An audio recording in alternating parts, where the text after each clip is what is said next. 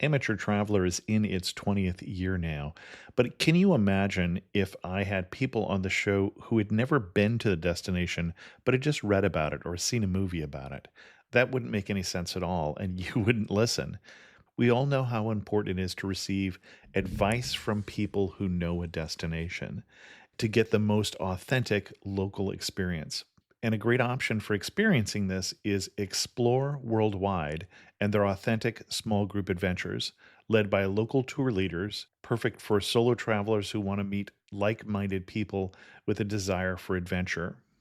I'm often an independent traveler, but two of my last three trips were with small group tours because they organize everything and it's a lot easier. If you want to recreate the tour I did to Malta, they have a Malta and Gozo Discovery Tour. I'm intrigued by one of their tours called A Taste of Sicily. The company again is Explore Worldwide, and visit exploreworldwide.com to learn more.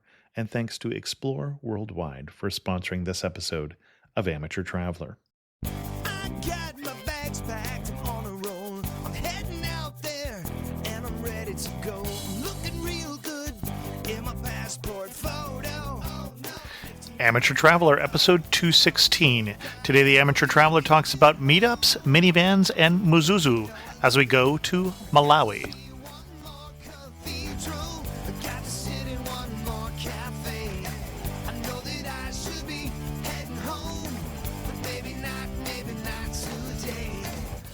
Welcome to the Amateur Traveler.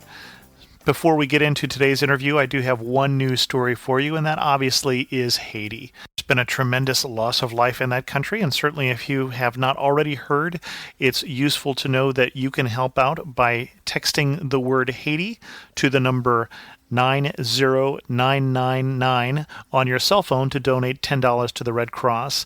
It also became a bit of a travel story this week when Royal Caribbean announced that they were going back into Haiti. They have a private beach in the northern part of Haiti, about 85 driving miles from Port-au-Prince, and they announced that they were going back in. They were bringing supplies, but they were also dropping off passengers, and many thought that unseemly. I wrote a blog post supporting their effort. I'd be interested if you'd read the blog post and then vote on the fan page. That's at facebook.com/amateurtraveler. On the poll section, do you think this is a good idea or a bad idea? Now read what I had to say first on the blog and then let me know what your thoughts are. Unfortunately, it looks like the Amateur Traveler Vietnam tour is probably not going to happen. Didn't get anybody to sign up. I know it was short notice. Several people told me they were interested, but they just really had already made plans for that time of year.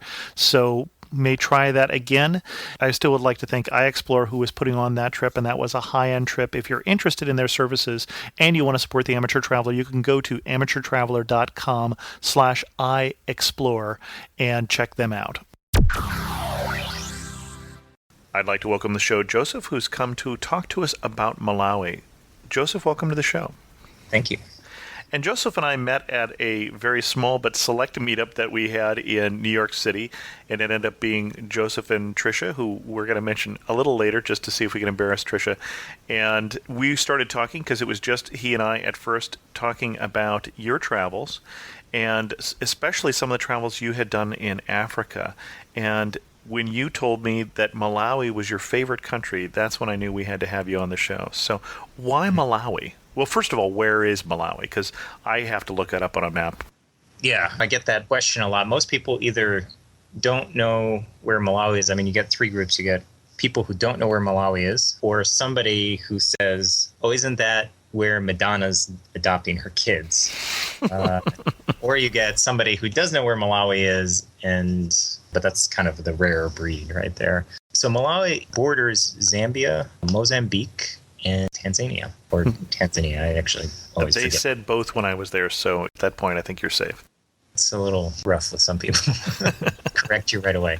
It's a good kind of intermediary when you travel between Mozambique and Zambia, and more generally in southern Africa, because northern Mozambique tends to be not so populated. It's the same as southern Tanzania, so it's a good location to go where you can see things. Okay. And what kind of itinerary would you recommend for Malawi? Well, depends on the traveler. I'll tell you what I did, what I like to do. I less like cities and more like remote locations. So I did go to the three largest cities, which are Blantyre in the south, Lilongwe, which is the capital and in the middle of the country, and the third one is Mzuzu, which is the third largest city in the north of the country. Those tended to not be more than a couple of days. Were more transit stops and stop to be in a city, use the internet. In terms of what I would suggest for people, many people go to Lake Malawi. I mean, that's really the big attraction that comes to mind when people talk about going to Malawi. It's certainly not the only attraction, though. There's the mountains and plateaus in the east, and then Lake Malawi, which consumes about 20% of the country. You've got a plethora of stuff. Definitely the things that I really enjoyed about Malawi were the people and the outdoor activities. There was quite a bit of hiking, and the people are just very open and very willing to talk. It was a British colony, so it's English that they speak in addition to the local languages, in comparison to Mozambique, which was a Portuguese colony, and so they all speak Portuguese, except for in the very touristy areas where they will speak English. In terms of going someplace, if you fly in, you're going to fly into Lilongwe, but if you travel overland, which is what I did and what some people do from the south, you go into Blantyre. You can head north from there. There's a good number of places to go. Okay.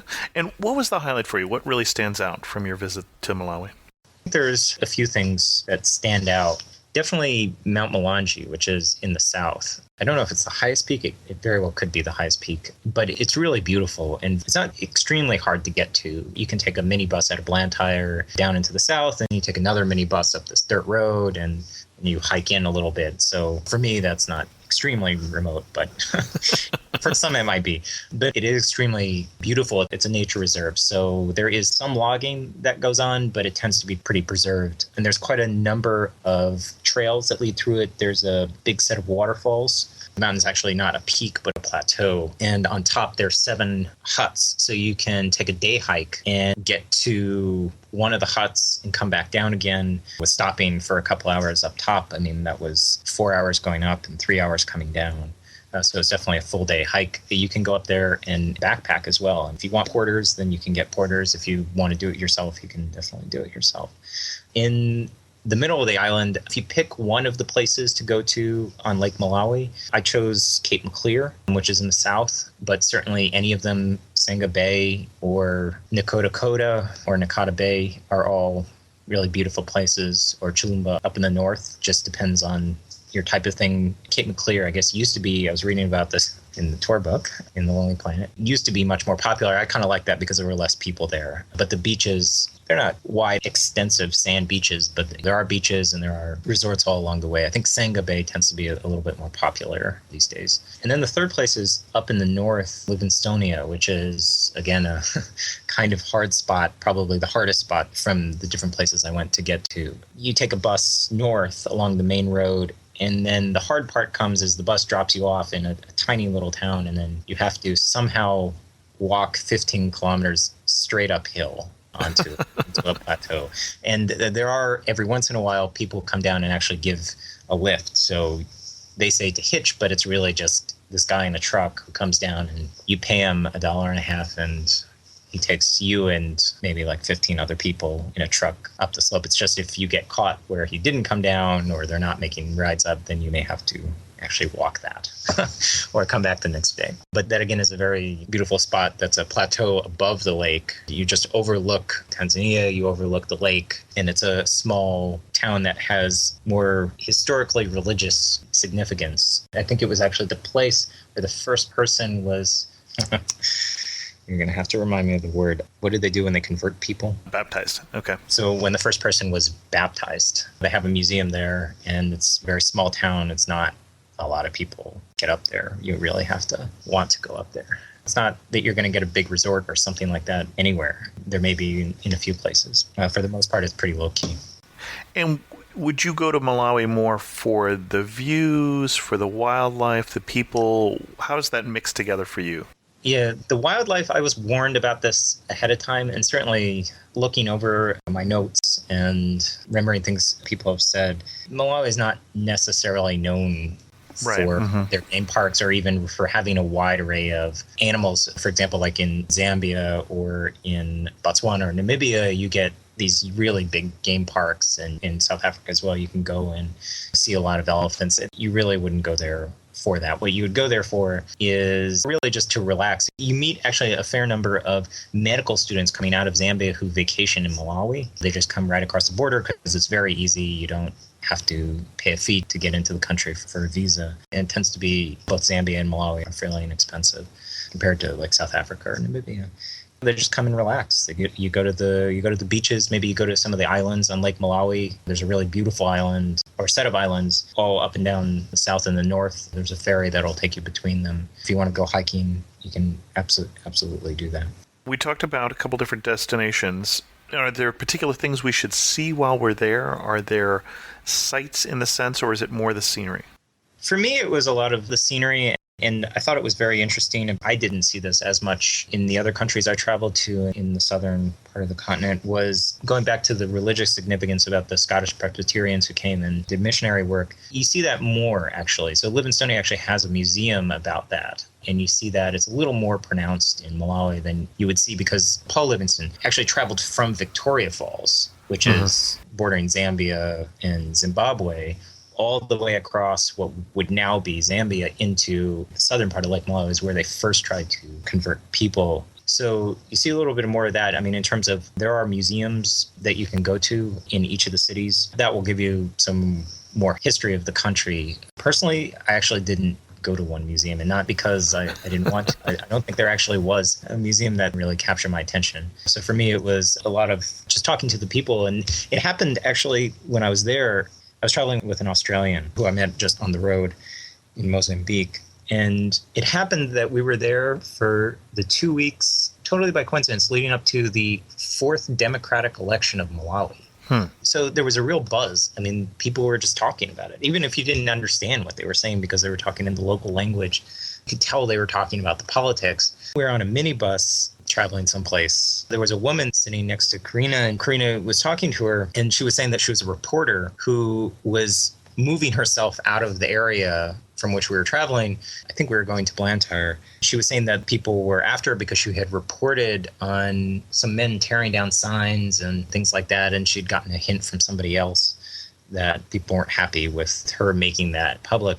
Other examples, we were up in Livingstonia, and there were people having very intimate discussions about politics. I mean, you could talk to people yourself and ask them questions. I met a man, again, on a minibus who worked for the Ministry of Education, and he went around evaluating the schools and seeing what they needed. He was very open about politics and about their history, and many of them that you would talk to would say their biggest concern or what they thought the government had done right. And that was really interesting to hear, really interesting to see that people were paying attention. People were very active in the politics. I think I saw the president in his Hummer twice, once in Blantyre and then once somewhere else. We saw this big black Hummer, and you really don't see big black Hummers anywhere in Southern Africa, outside of maybe South Africa. It's something that stands out, and it's not only a big black Hummer and some police cars, but also his supporters, who are in about 3 or 4 trucks behind him, all waving and screaming and making a lot of noise. And so you get immersed very easily. That was something very, very exciting to be a part of. Interesting. What was the biggest surprise you had in Malawi? That was a good question. There were probably 2 things that stand out in terms of landscape. We traveled to an island that's in the middle of the southern part of Lake Malawi. And now this is more of a resorty thing, but it's not very well advertised. We kind of told the people that as well. We showed up and we tried to find out what the deal was. It was a place called Kayak Africa, and it's a South African man who runs the business, and they have a couple places in Malawi. And it's an island you go to. It's just a very small island. There's nothing really on it except for a couple safari tents. There's about 5 safari tents, and then some of the people that take care of you. And it's much more like going out and just being on this very remote island. And you can just go hiking, you can go snorkeling, they have kayaks. But there's only maybe 2 other people there when we were there. Maximum, you're going to have 8 other people or 9 other people there. You kind of have this island to yourself, and there's no electricity on it. It's one of those very eco-friendly. So that was surprising to find, because it's not necessarily that it was a little bit more upscale, but that it's still this little hidden jewel. You get these beautiful, beautiful views over the water, and the safari tents are not hidden. They're actually outcroppings from the smaller little island. There's a lot of nature. There's water monitors And I don't know what a water monitor is. a very large lizard. Okay. Very harmless. Okay. Probably don't want to screw with them. Unlike the crocodiles? Yes, unlike the crocodiles, Okay. which you probably won't see unless you're in a river someplace. So just gorgeous. You get boated out there and boated back again. One of the other probably big surprises going back to the government and economics of Malawi is, this is actually more of a comment about Southern Africa in general, is the influence of the Chinese. Oh, uh-huh. Yeah, the Chinese are heavily involved in it. And it's surprising. I mean, the really funny story about that and where it really hits you is we were traveling north through the middle of the country. Again, I keep going back to these minibus stories, but they're actually really good. You meet real interesting people on the local transport. It's a really good way to travel. Not confusing. There are always signs about where you're going, and they'll always tell you whether you are or are not going someplace. All the minibuses, I don't know if Malawi, I mean, certainly this was the same in Mozambique, but I don't know if they were donated or they just were bought from the Chinese, but they all have Chinese characters on them, and no one painted over them. So we were sitting there in a minibus station, interestingly enough, being sold to another minibus. The guy didn't want to go farther north because we were the last two in the minibus. And so he's got another driver who was continuing north, so he paid the other driver to take us. Farther north because he had a bigger bus. But so we're looking at this other bus. We didn't even know we were going to ride on it. And I took a picture of it. It's this big pink bus, and it has Chinese cartoon characters on the side, a little children's crossing sign on the front.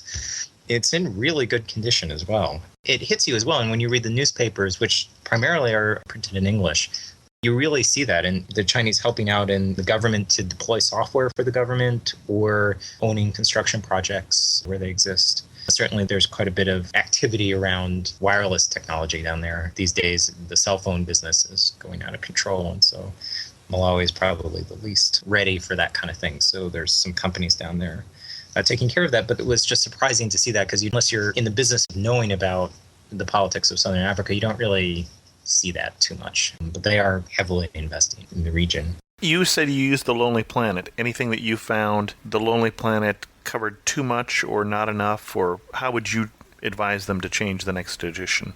Probably the first and foremost thing, I had to reread the Malawi chapter. I have the Southern Africa Lonely Planet. If you're going to travel more than one country in the southern part of the continent, that's a pretty standard book to get. I did not check out the Rough Guide or Moon or Frommer's or any of the others if indeed they exist. I know certainly individual countries do. I think I had a Mozambique book from Brandt, which was actually really good. But the Southern Africa book is a good general region book, pretty standard. You see that quite a bit.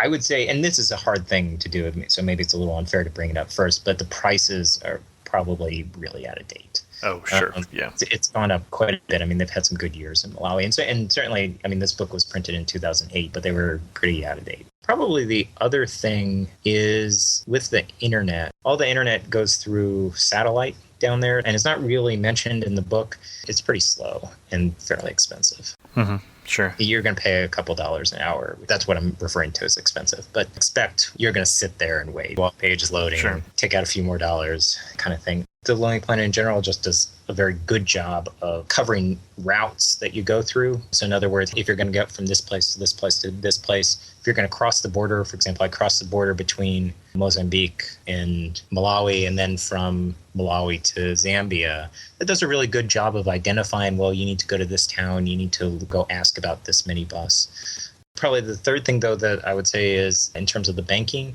and I got warned about this from other travelers, certainly expect that most of the time, so if you're in Blantyre, Lilongwe, or Zuzu, get money.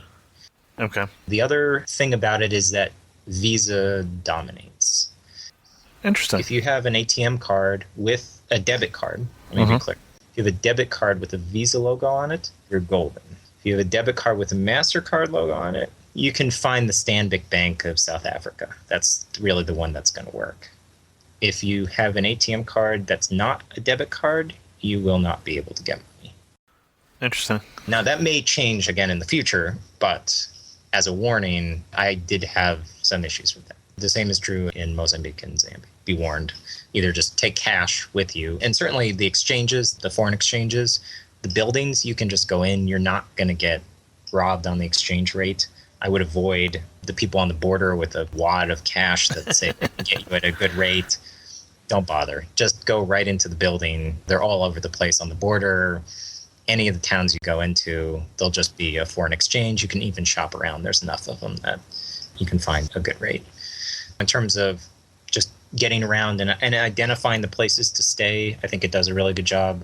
There's a few things here and there, some intricacies that I would just talk to a few other people about before. And besides the currency, any other warnings you would give? People talked about safety. It didn't come up when talking to other people. Certainly it came up in the guidebook. I didn't feel unsafe at any time. I mean, certainly if you're in Blantyre, if you're in Lilongwe, if you're in Mzuzu, just like any other city, I would just watch where you go.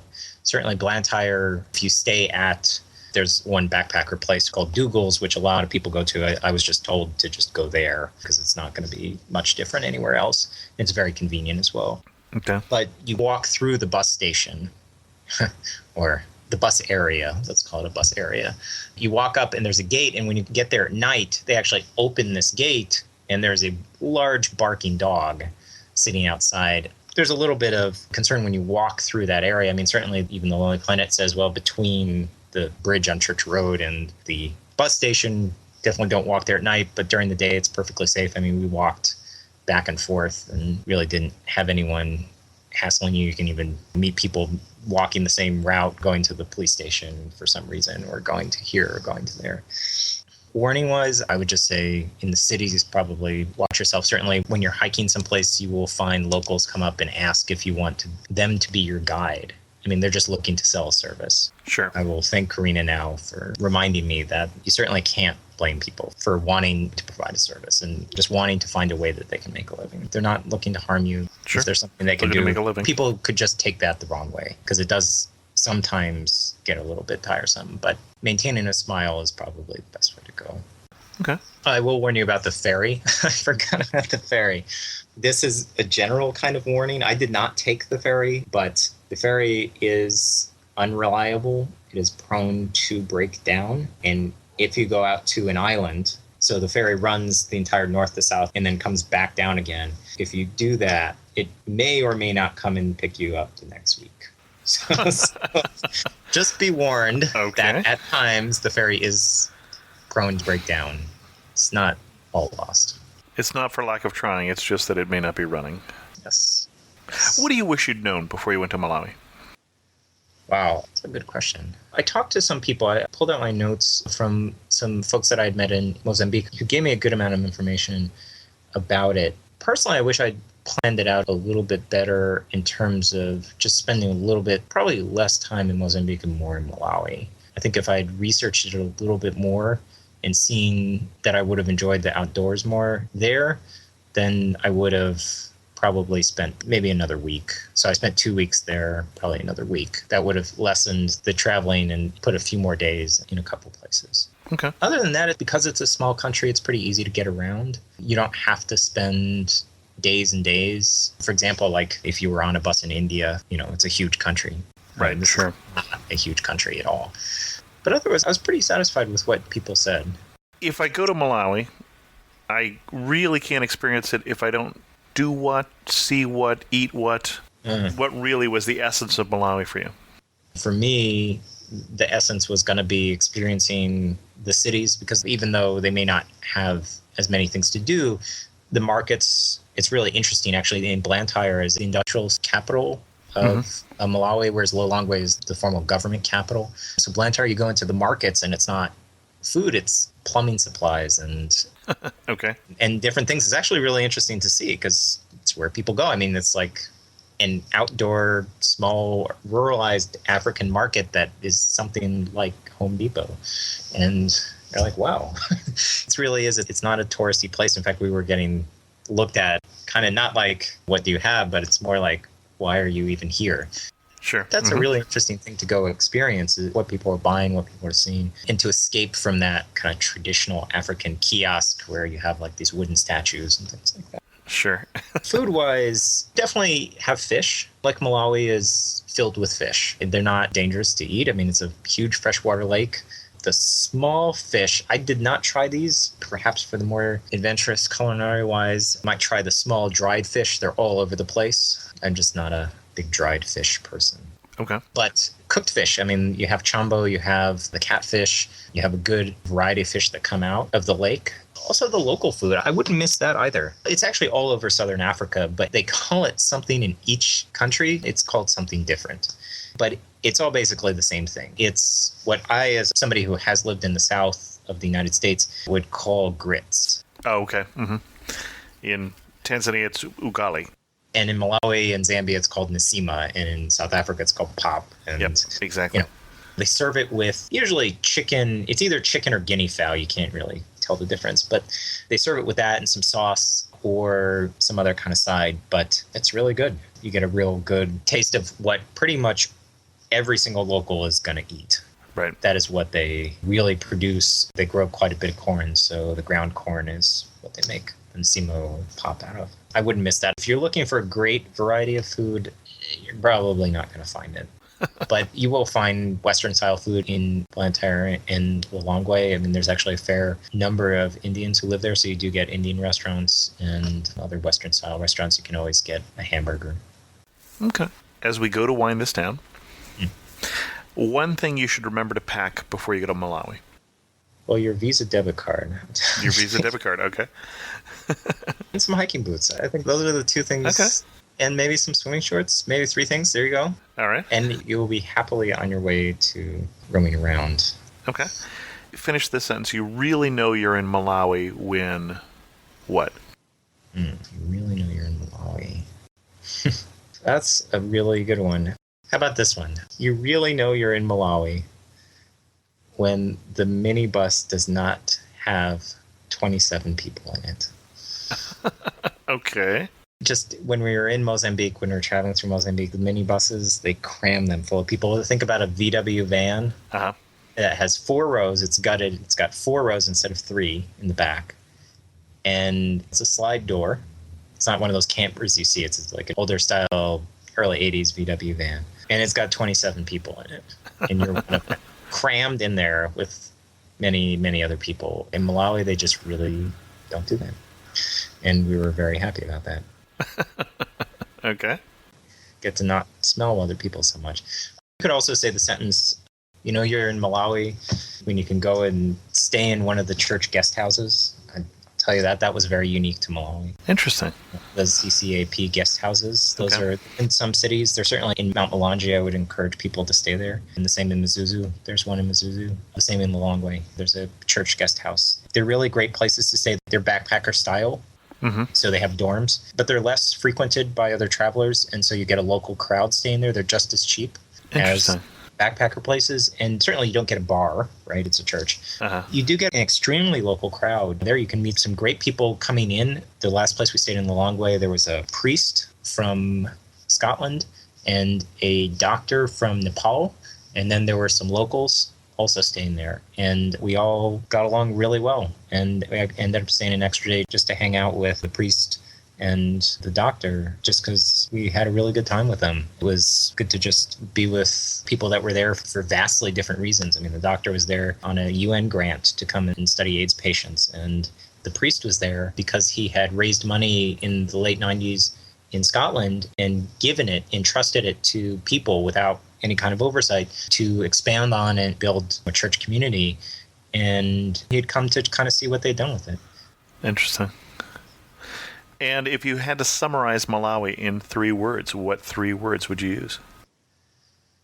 Well, I would use... Can we...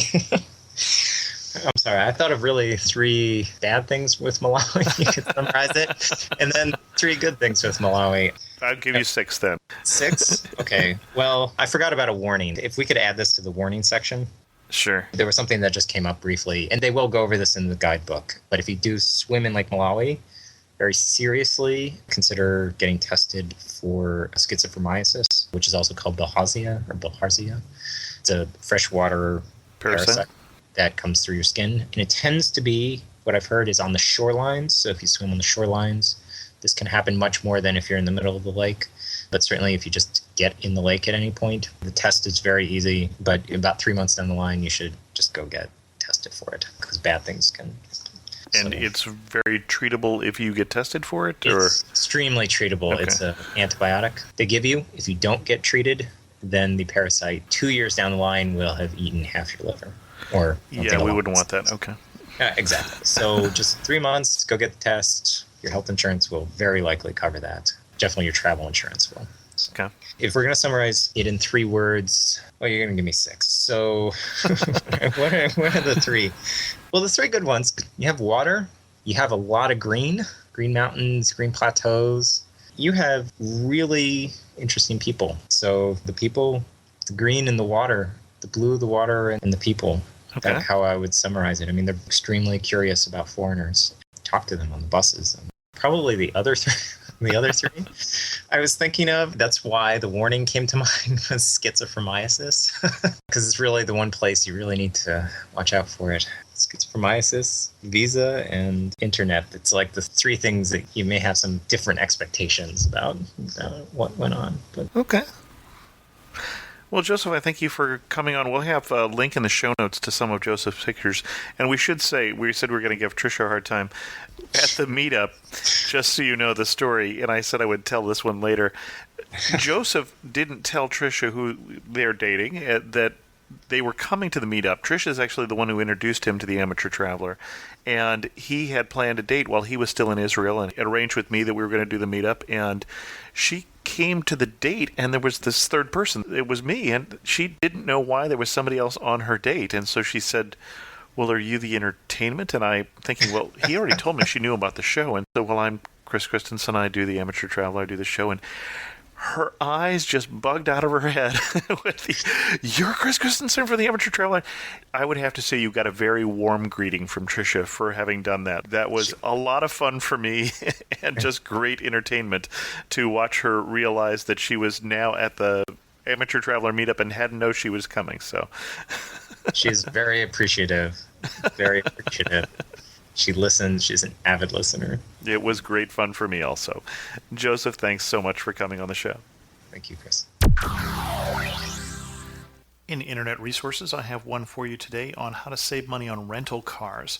This one is breezenet.com, and it's a way to find car places at good rates, and sometimes you'll find them by finding a place that is a little further away from the airport. That may be more of a hassle to get to, but if you can go downtown, you might find a better deal. This is a travel resource that I learned from Pauline Fromer and Arthur Fromer. Pauline will actually be the guest on the show in 3 weeks. We just recorded that episode this morning. In news of the community, I was taken to task this week by Sue, who wrote to defend the Central Valley of California. She says, recently I listened to the San Diego episode in which you summed up Fresno by saying, don't go, because you happened to be there in a record-setting 115-degree day. So I guess that means you would give the same advice to people intending to travel to Arizona or Nevada or anywhere there's hot weather in the summer. I don't actually live in Fresno. I live 40 miles south in Visalia, but what I see a day like we had today, brilliant blue skies, snow-capped mountains, 63 on January 16th. As one who grew up in South Dakota, I am really happy to live in the richest area in terms of agriculture in the U.S. I did say that, and yes, you're right. I would also recommend that people not go to Nevada and Arizona in the summertime. Now, I have friends who feel completely the opposite. They think that the 90-degree weather we have here in the summer in San Jose is too cold, and they go down to Arizona. But for most people, the best time to enjoy Fresno, the best time to enjoy Nevada, southern Spain, and Arizona is off-season when it's not quite so hot. So I stand by what I said. I'm not saying that Fresno is a bad place to be, but my preference would not be there on a 115-degree day. And Brad took me to task on a minor note that when we had the family on bikes come on, there was a mention of the Darien Gap in Panama. And the Darien Gap, for those of you who don't know, and I didn't mention it on the show and didn't ask our guest to, is a place where the Pan American Highway doesn't go through. And in case you did not pick that up from the context, my apologies for not mentioning it. I had put it in the show notes. So if I mention something on the show, you might check out to see whether I've already put a link to it in the show notes over on the amateurtraveler.com site, and I did in this case, Brad, so I wasn't completely wrong. And then the show that was talking about travel photography last week and the talk about reflections led May Lee to send me a great photograph that she had taken that has reflections taken on a sailboat. I will put that both in the enhanced version of the show. I'll put it in the show notes at amateurtraveler.com. And I've also posted it at Facebook at the Amateur Traveler group, which is facebook.com/amateurtraveler. And with that, we're going to end this week's show. If you have any questions, feel free to send me an email at host@amateurtraveler.com. Better yet, leave a comment on the episode at amateurtraveler.com. Go to Facebook, again, facebook.com/amateurtraveler, and join in the conversation there. As always, thanks so much for listening. I got to see one more cathedral. I got to sit in one more cafe.